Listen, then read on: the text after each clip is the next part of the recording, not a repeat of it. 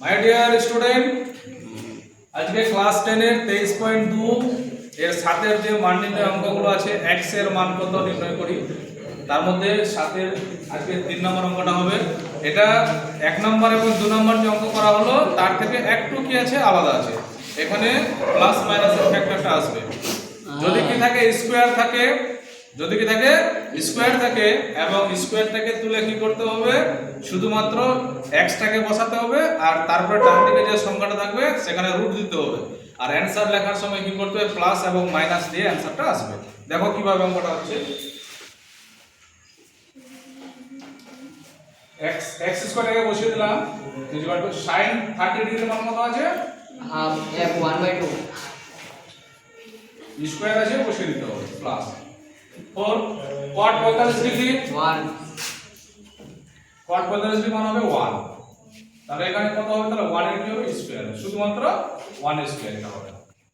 Minus sec 60 degree 2 এই যে square আছে তো স্কয়ার, এটা অনলি 1।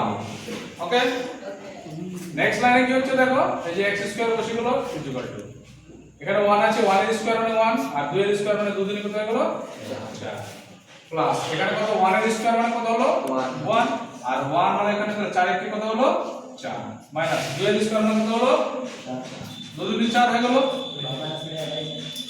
এবার দেখো x স্কয়ার সমান, এখন দেখো 4 আছে না, একটা প্লাস আছে একটা মাইনাস আছে, প্লাস মাইনাস কেটে দিলাম, তাহলে এখানে শুধুমাত্র তাহলে কত 1/4 থাকলো। এই জায়গাতে কি হবে, দুটো প্রসেসে করা যাবে। প্রথমে আমি প্রসেসটা দেখাচ্ছি, দেখো এখানে যখনই এই জায়গাতে স্কয়ার থাকবে না, যখন এই জায়গাতে স্কয়ার থাকবে কোনো x y z যার উপরে থাকবে, তো এটা শুধুমাত্র কত লিখলাম এখানে x, তাহলে স্কয়ার গেল কোথায় প্রশ্ন, ঠিক কি না? এই স্কয়ারটাকে তুলে দেওয়ার কারণে এই যে ডান দিকের সংখ্যাটা 1/4 আছে কিনা, এটার উপরে কি চলে গেল রুট। ক্লিয়ার হলো? স্কয়ার তুলে দেওয়ার কারণে এখানে কি আসলো রুট আসলো, রুটের ভিতরে চলে আসলো। নেক্সট লাইনে কি আসছে, x সমান রুট, এখন 1 ইনটু 1 1 কে 1 হলো, নিচে কত হলো 2 ইনটু 2 2 দুনি 4 তার 4 এর বর্গ করলাম। ক্লিয়ার? এবার দেখো x সমান তাহলে কি হচ্ছে দেখো, 1 এই জায়গাতে কত রুট উঠে যাবে, জরাটার মধ্যে কি করব একটা নিলাম। এবার এই জায়গাতে দেখো দুটোর মধ্যে দুটোর মধ্যে কি করব একটা, বুঝা গেল? এই যে এখানে রুট আছে কিনা, রুটটাকে তুলে দিলাম, এই জন্য এখানে কি আসবে একসঙ্গে প্লাস মাইনাস। এবার এটাকে এই পর্যন্ত আবার যদি কাজ করা যায়, দেখো এদিকে আমি দেখাচ্ছি ব্যাপারটা, ঠিক আছে? তাহলে এখানে দেখো এই যে x স্কয়ার আছে না, এই x স্কয়ার সমান তাহলে কত হলো এখানে 1/4। এই অংশটা নিয়ে আবার আমি এখানে কাজ পুরো করে দেখাচ্ছি ব্যাপারটা, দেখো।